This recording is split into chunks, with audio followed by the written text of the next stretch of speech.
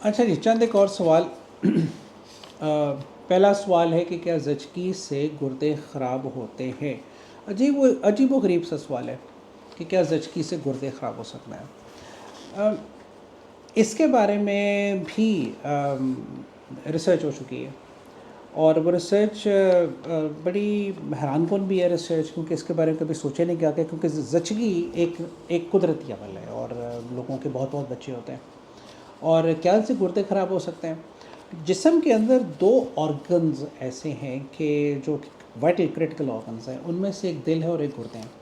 और ये देखा गया कि इनके अंदर फिजियोलॉजिकली, यानी कि बग़ैर बीमारी के, फिजियोलॉजिकल का मतलब होता है कि कोई चीज़ जिसमें बीमारी ना हो और वो कुदरती हो, तो फिजियोलॉजिकली जिनका के फंक्शन डाउन होता है ज़चगी के अंदर, दिल और गुर्दे, इनके फंक्शन ज़चगी में डाउन होते हैं। और इसको हम कहते हैं फिजियोलॉजिकल डिक्रीज़ इन रीनल फंक्शन, और दिल का भी यही हालात है। यानी कि वो ख़वातीन के जिनके ज़्यादा बच्चे होते हैं और वो ख़वातीन जिनके बच्चे जल्दी स्टार्ट हो जाते हैं, वो ख़वातीन एट रिस्क हैं कि उनके किडनीज़ का रिज़र्व वो जो है वो कम हो जाएगा, और उसका नाम है residual renal function, RRF। RRF बुनियादी तौर पे होता है, और इसी तरह से रेजिडुअल कार्डिक फंक्शन भी है। रेजिडुअल रीनल फंक्शन का मतलब ये है कि अगर आपने 2 दिन पानी नहीं पिया, तो आपका गुर्दा रेजिडुअल रीनल फंक्शन यानी कि रिज़र्व मोड में, जैसे मोटरसाइकिल का रिज़र्व होता है, आपका गुर्दा रिज़र्व मोड में चला जाएगा, और वो रिज़र्व मोड में जाएगा तो गुर्दे ख़राब नहीं होंगे अगर आपने 2 या 3 दिन पानी नहीं आपने पिया। इसी तरह से रेजिडुअल कार्डिक फंक्शन भी होता है, इसे कहते हैं रेजिडुअल कार्डिक रिज़र्व। और रेजिडुअल कार्डिक रिज़र्व के अंदर ऐसे ही है कि जिस तरह से आप एकदम से बैठे हुए हैं, बिल्डिंग में आग लगी और आपको भागना पड़ गया, तो आप भाग के नीचे उतरे तो एकदम से दिल पे स्ट्रेन आया, भागने की आपको आदत है, लेकिन आपको हार्ट अटैक नहीं होता, क्योंकि हार्ट जो है, जो दिल है, वो रेजिडुअल कार्डिक रिज़र्व मोड में चला जाता है। तो बहुत इंपॉर्टेंट है, यहाँ से एक थोड़ा सा हम चीज़ अखज़ कर सकते हैं कि बराए मेहरबानी इस चीज़ पर ज़रूर गौर कीजिएगा कि एक रिवाज है कि जी आज शादी हुई तो जी ठक करके बच्चे भी पैदा होने शुरू हो जाएंगे साथ साथ में। ये मत करें, ख़वातीन एट रिस्क हैं बहुत ज़्यादा इन चीज़ों के, और ज़चगी से गुर्दे ख़राब होते हैं ख़वातीन के। शादी के बाद बच्चों की पैदाइश में थोड़ा सा गैप दे दिया करें, और उसके बाद बच्चों की पैदाइश में गैप देते और कोशिश करें कि बच्चों की जो है नंबर्स वो ज़रा थोड़े से आप कम रखें, ताकि आपके कार्डिक और किडनी के रिज़र्व्स कम ना हो। इसलिए ख़वातीन दर्द वगैरह की शिकायत करती हैं, बच्चे होते हैं घर में। दूसरा सवाल है जी, गैस किस चीज़ से बनती है? गैस एक यूनिवर्सल प्रॉब्लम है, लेकिन हमारे मुल्कों के अंदर, जो हम ये साउथ एशिया में रहते हैं, गैस एक बहुत ज़्यादा प्रॉब्लम है।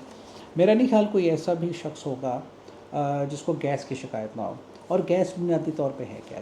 गैस है यानी कि हवा। आती कहाँ से है? हवा वो है जो अंतड़ियों में आ जाती है, यानी कि छोटी आंत जो है वो हवा से भर जाए, बिल्कुल जिस तरह से आपने गुब्बारा हवा से भर दिया।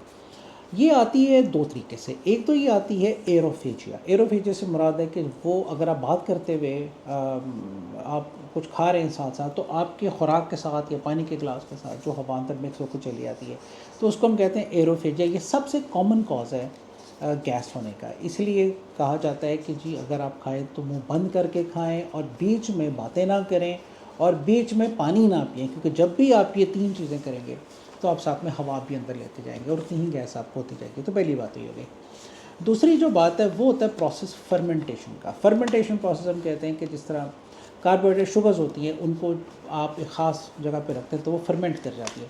फर्मेंटेशन के प्रोसेस में आप देखते हैं कि जिस तरह दूध को फर्मेंट किया जाता है, आप देखते हैं कि ये यीस्ट डालते हैं फर्मेंटेशन के लिए, ब्रेड बनती है, ब्रेड फूलती है, तो वो फर्मेंटेशन प्रोसेस है। फिर उस तरह से ये आपके जो फल हैं, शुगर्स हैं, इनकी जो शुगर्स हैं फर्मेंट होती हैं। तो फर्मेंटेशन के प्रोसेस में बुलबुले बनते हैं, गैस बनती है। तो आपकी अंतड़ियों में जरासीम है, वो जरासीम फर्मेंटेशन के प्रोसेस को बढ़ा देती हैं, और फर्मेंटेशन के प्रोसेस में हमेशा गैस बनती है। चंद एक चीज़ें जिनकी वजह से गैस बनती है, सवाल भी वही था कि किस चीज़ से गैस बनती है, तो याद रखिएगा चंद एक चीज़ें बहुत ज़्यादा गैस बनाती हैं। टॉप पे आती है जी गंदम। गंदम से बहुत ज़्यादा गैस बनती है। गंदम सारी शुगर है, भले वाइट गंदम ले लें, ब्राउन गंदम ले लें, गंदम का जो खोशा है जो अंदर है, उसके ऊपर जो छिलका लगा हुआ है, उसको हम ब्रैन कहते हैं। ब्रैन या चॉकर हम इसको कहते हैं। ब्रैन जो है वो यूजली हम उतार देते हैं, जिस टाइम उसको छान देते हैं, कहीं बीच में डाल देते हैं। तो जो अंदर का उसका खोशा है, गंदम का जो दाना है, वो भरपूर शुगर के साथ है, बट 78% उसके अंदर शुगर है। उस दाने के अंदर, यानी कि इसलिए मीठा है, तभी हम बार बार उसे खाते रहते हैं। और ये शुगर है जो ही अंतड़ी में जाके फर्मेंट करेगी, गैस बना देगी। और दूसरी चीज़ जिससे बहुत ज़्यादा गैस बनती है वो है दूध। दूध की फर्मेंटेशन होती है, हम दूध की फर्मेंटेशन के साथ दही भी बना रहे हैं, फर्मेंटेशन करके पनीर भी बना रहे हैं, तो अंतड़ियों में जाके हमारे जरासीम वंस अगेन उसको कन्वर्ट कर देते हैं। अगर आपको गैस की शिकायत है तो आपको दूध कम से कम पीना चाहिए, भले चाय की फॉर्म में ले लें, कम से कम दूध लेना चाहिए। और नंबर 2, जो अगर आप गंदम ले रहे हैं तो कोशिश कीजिएगा कि गंदम जो है वो आप खालिस गंदम मत लें, जिसके अंदर ब्रांड है, उस आटे को थोड़ा सा मिक्स कर लें, लाइटर डाइल्यूट कर लें उस आटे को, और ये कोशिश करें कि आप बीच में मिक्स चीज़ें लेकिन यानी कि गंदम भी ले ली, कभी चावल भी ले लिए। चावलों से गैस नहीं होती, ये बिल्कुल गलत कॉन्सेप्ट है कि चावल गैस। वाहिद अजनास में से वाहिद चीज़ है कि जो कि गैस नहीं करती, और वो चावल है। तो गंदम और दूध, ये 2 चीज़ें हैं जो कि गैस करती हैं। उसके बाद हमारे पास अगला सवाल आता है जी कि बनास्पति घी और ऑयल में से कौन सा अच्छा है। हाँ, ये बहुत इंपॉर्टेंट सवाल है। 3 किस्म के जनरली अगर हम देखें पकाने के लिए हमारे पास 3 किस्म के ये ऑयली चीज़ें होती हैं। एक उसमें से ऑयल्स हैं जो आजकल बहुत सारे ब्रांड्स हैं ऑयल के, हर घर में ऑयल इस्तेमाल किया जाता है। दूसरा जो है वो हमारा है जो देसी घी है, और तीसरा जो वो हमारा बनास्पति घी है। अब बनास्पति घी एक फ़र्क चीज़ है। बनास्पति घी के अंदर असल में उसकी प्रॉब्लम है बनास्पति घी की, आम वही यूज़ किया जाता है, और बनास्पति घी उसे जनरली रिकमेंडेड नहीं है, क्योंकि कार्डियोवैस्कुलर यानी कि हार्ट अटैक का 50% कॉज जो है वो बनास्पति घी है। उसके अलावा बनास्पति घी जो है वो शुगर बहुत ज़्यादा करता है, इसलिए वो लोग जो कि अक्सर देखता हूँ कि लोग बनास्पति घी लाते हैं, खुला लेकर आते हैं कनस्तरों में से निकाल के, और शॉपरों में डाल के तो वो घरों में पकाते हैं। तो बराए मेहरबानी बनास्पति घी से बहुत परहेज़ किया करें, क्योंकि बनास्पति घी जो है वो हार्ट अटैक और यूरिक एसिड और शुगर का बहुत ही बड़ा कॉज है। तो ये इसको थोड़ा सा करना है। बाकी रहता है देसी घी और ऑयल। इसमें से अगर मैं इंतखाब करूं तो हमेशा मैं देसी घी का इंतखाब करूंगा। नंबर 1, क्वांटिटी में कम होता है। नंबर 2, इसके अंदर कोई अडल्ट्रेशन नहीं, कोई इसमें कुछ मिक्सेस नहीं होगा। तो देसी घी जो है वो देसी घी है, और जो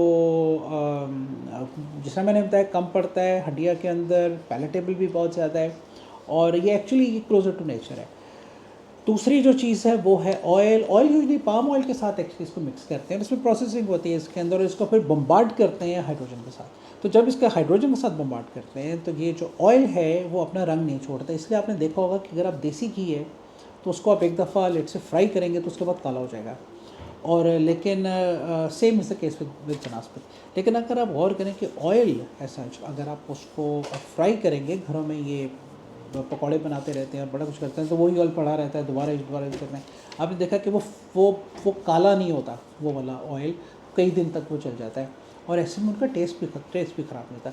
लेकिन अगर वो आप बाहर दिखने में ऐसा रहेगा तो सोचें अंदर जाके वो क्या करेगा। वो ऑयल जो कि हाथ 5 दफ़ा धोने के साथ हाथों से उतरेगा, तो उसके अंदर आपके अंतड़ी के अंदर वो क्या करेगा।